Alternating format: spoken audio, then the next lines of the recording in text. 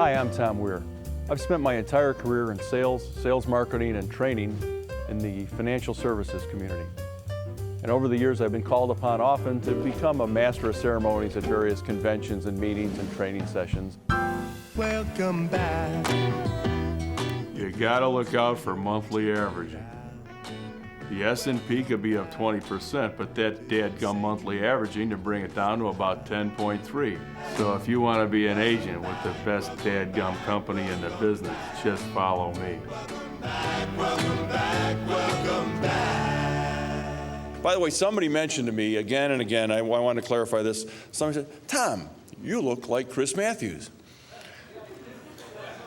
And I get this a lot, actually. And I thought Brad Pitt, but no, I guess Chris Matthews, who's also a lot younger than me and very rich. And I thought, well, Tom, you're a marketing guy. What can you do about this? So now people say, are you Chris Matthews? I go, yes, I am. And would you give me an autograph? Yes, I would. And then I go, you know, this is kind of embarrassing. I don't have any money on me, and I'm on my way to the airport. If you give me your business card and $50, I'd be sure to send it back to you. So now there's like 200 people around the country that think Chris Matthews owes them $50. So. One event stands out in particular. I was honored to be asked by the Steelers organization to be part of a charity roast for my good friend Rocky Bleier. Back in those sundial days at Notre Dame, when they allegedly were waking up the echoes, Tom Weir, Rocky's roomie, longtime friend, still friend, knows more about the days at Notre Dame and what The Rock was like when he was only a stone. Tom Weir, ladies and gentlemen. Where's Tom? Thank you, thank you.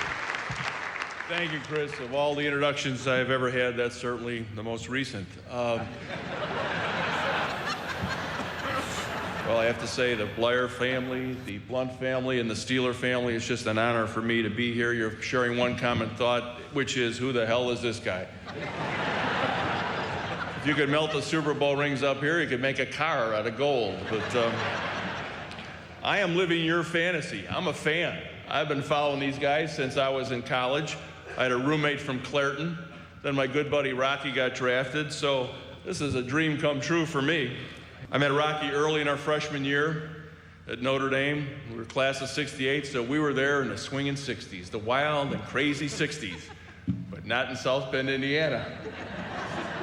They still locked us in at night and literally turned out the lights. By junior year, we were ready to volunteer as a suicide squad in the sexual revolution, because it wasn't happening where we were. But the reason we're getting together today is to discuss Humoronics. Over the years, I realized that as a memory link, humor is a great tool. And I've learned this the hard way. But I've noticed that, for example, at one point in time, my wife and I were attending a company convention. It was a company I was new with. And as we walked around a beautiful resort in the Bahamas, people greeted me with, "Yo, Father Murphy, hark, I hear the cannons roar.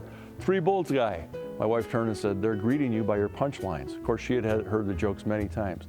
And it occurred to me that at least they remembered me, and usually they remembered something that was tied in with that humorous story, a sales concept, etc. So I've developed a couple dozen sales concepts, all tied in with a humorous link.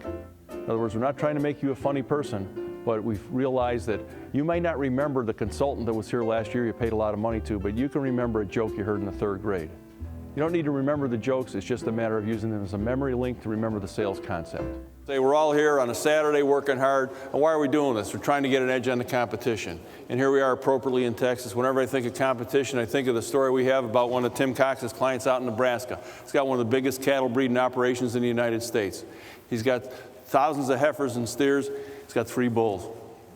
3 bulls. He's got 3 bulls. He's getting so big, they're talking about bringing in a 4th bull. So the 3 bulls have a meeting about the competition. The head bull says, "I'm the head bull around here. I eat where I want, I walk where I want, I go where I want, I cover most of the heifers, and I'm the head bull around here.